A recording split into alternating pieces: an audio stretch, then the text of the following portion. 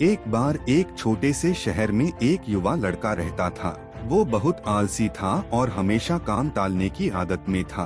वो हमेशा अपने जरूरी काम और टास्क को टालता रहता था और इसी वजह से वो अपने दोस्तों और क्लासमेट्स की तुलना में पढ़ाई और जिंदगी के दूसरे मामलों में पीछे रह जाता था।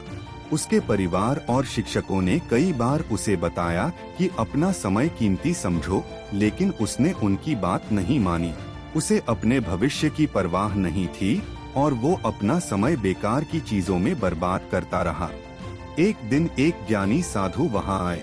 उनके शहर में वो अपनी समझदारी और ज्ञान के लिए काफी मशहूर था। बहुत से लोग उससे मिलने और उससे कुछ सीखने के लिए बेताब रहते थे।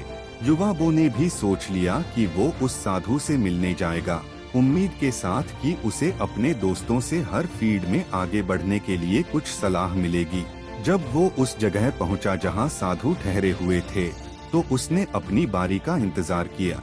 जब उसकी बारी आई तो उसने साधु को प्रणाम किया और बोला, ओ गुरुजी, मेरी मदद कीजिए। मैं अपनी जिंदगी में फेल हो रहा हूँ। मैं अपने दोस्तों, सहपाठियों और समकालीनों से हर चीज में पीछे हूँ। मैं चाहता हूँ कि मैं सबको पीछे छोड़ दूँ और सबसे अच्छा बन जाऊँ। कृपया मुझे बताओ कि यह कैसे करना है। साधु ने युवक को दया भरी नजरों से देखा और बोला, बेटा, तुम दुखी हो क्योंकि तुम अपने समय की कदर नहीं करते। तुम काम टालते हो और अपने कीमती पल बर्बाद कर रहे हो जो तुम्हें कभी वापस नहीं मिलेंगे। मैं तुम्हें एक कहानी सुनाता हूँ जिससे तुम समय की अहमियत समझ सको। लड़का उत्सुकता से सिर हिलाने लगा और साधु की कहानी सुनने लगा। साधु ने कहा, एक बार एक राजा था जो बहुत दयालु और उदार था। उसे अपने लोगों से बहुत प्यार था और वो हमेशा उनकी जरूरतों में मदद करता था। एक दिन उसकी पुरानी सहपाठी से मुलाकात हुई जो उसके साथ गुरुकुल में पढ़ा था।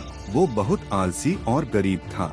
उसके पास कोई नौकरी नहीं थी, पैसे नहीं थे और न ही कोई इज्जत। वो हमेशा अपनी किस्मत पर रोता रहता था और दूसरों को अपनी मुश्किलों का दोषी ठहराता था।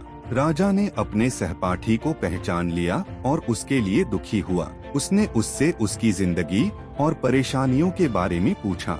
सहपाठी ने उदास होकर कहा, हे राजा, मुझे नहीं पता क्यों सब कहते हैं कि मैं कुछ नहीं कर सकता।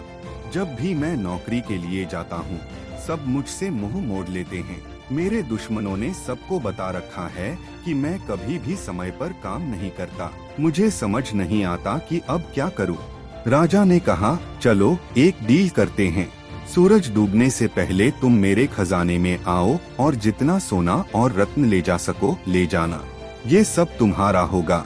ये सुनकर सहपाठी बहुत खुश हो गया और राजा का धन्यवाद किया। वो तुरंत घर दौड़ गया और अपनी पत्नी को सब कुछ बता दिया। पत्नी भी सुनकर खुश हो गई और बोली, जाओ सोने के रत्न ले आओ, अब तो तुम्हारे लिए अच्छा मौका है।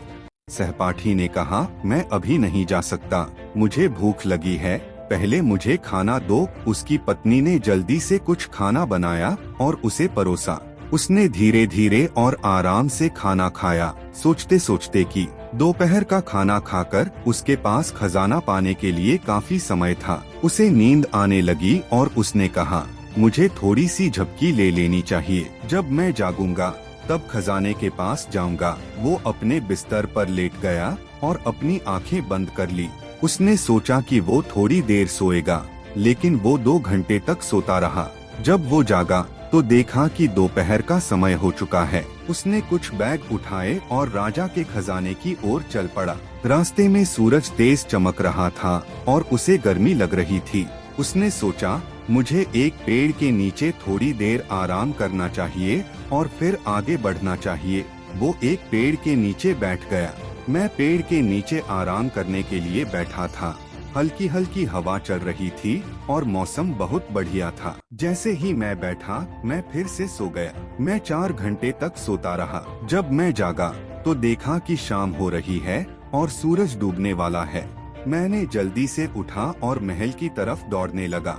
कुछ समय बाद आखिरकार मैं महल पहुंचा, लेकिन तब तक बहुत देर हो चुकी थी।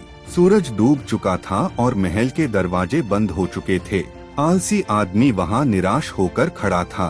उसने सब कुछ खो दिया। धनवान बनने का मौका उसने इसलिए खो दिया क्योंकि उसने अपने समय की कीमत नहीं समझी। जब बात खत्म हुई तो एन ने यांग बो की तरफ देखा। लड़का एकदम चुप था। उसे अपनी गलती का एहसास हुआ और शर्म आई।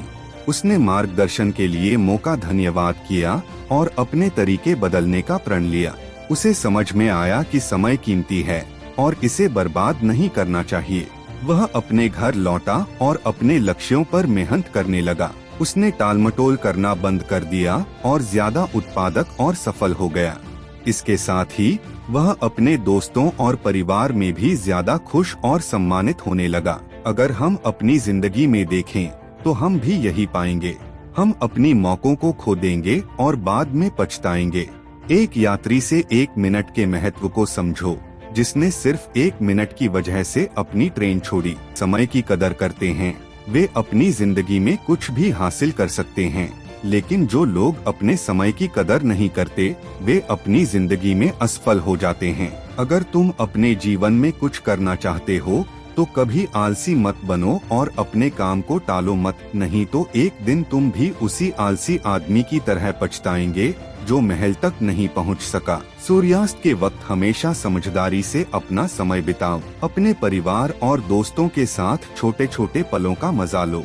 इस तरह तुम न सिर्फ अपने लक्ष्यों और सपनों को पूरा कर पाओगे बल्कि एक संतोषजनक और खुशहाल जिंदगी भी जी सकोगे।